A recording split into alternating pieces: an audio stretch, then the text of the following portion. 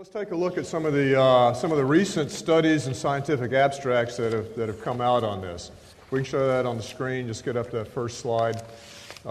Here's a very recent one. Shows the tropical fruit Camu-Camu has the antioxidative and anti-inflammatory properties. This was so interesting because, and I'll let the doctors comment on this, to me it really points out the fact that it's beyond vitamin C. People think Camu, natural vitamin C.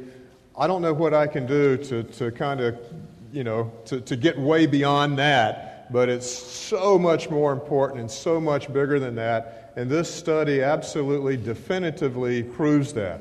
What they saw in this study was the anti-inflammatory properties of drinking Camu-Camu juice. So they said, oh, okay, that must be because of the vitamin C content, because we know vitamin C is a proven anti-inflammatory. So what they did was divide the group in two. One group got Camu juice, the other group got the equivalent amount of vitamin C. And they were looking at the C-reactive proteins in that as an anti-inflammatory marker. And when the study was done, it showed that the Camu group had significant improvements, and the vitamin C group was pretty much flat. So the study, you'll see the analysis of the study, there's something else going on in this Camu fruit that accounts for these extraordinary anti-inflammatory activity. So that's the treasure that we're on. We're just opening the door to how potent and powerful this particular botanical is. I guess my comment that I had written down here was that I was actually having a conversation about the ellagic acid and the ascorbic acid with a patient and in trying to talk to them about antioxidant and things like this. And they said, well, don't you want your body to be alkaline? And as Dr. Halver referred to easily, I mean, people are tending towards acidity. So why would an acid be good for you? Why is this acid thing in there something you want? And I go back to a naturopathic school, and one of the things that we had this little adage, acids activate, minerals mellow. What that means is that these acids have the ability to contact your cell receptor sites on every cell in your body and cause action to happen.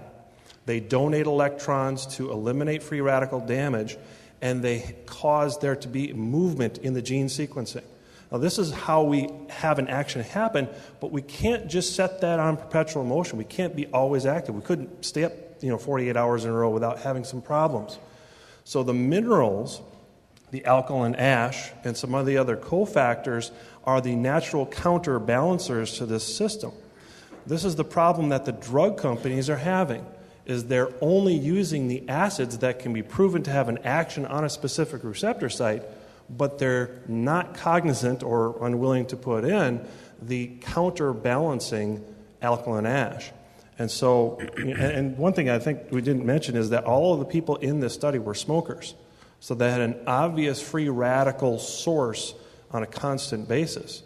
So again, smoking does more to you than simply taking in nicotine. It causes your body to have some very strong acidic reactions. Mm-hmm. So that may have been part of the mechanism of how this leveled out. And what is, the other part of why is a proven anti-inflammatory so valuable? I mean, not a steroid, but a proven natural anti-inflammatory that can adjust that C-reactive protein marker, is because now that has become the kind of the gold standard as a predictor of cardiovascular disease. That's what they're looking at. So the entire process of thinking now that used to be when you have a degenerative disease, you're going to have inflammation in one of your major organs, and it was a cause and effect thinking that the degenerative process caused that inflammatory condition.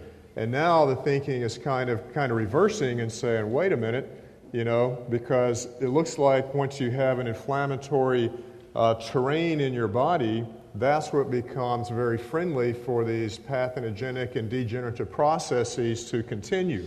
So when you address the inflammatory terrain of your body, you're really addressing every degenerative condition and making the body very unfriendly for those degenerative conditions to be in.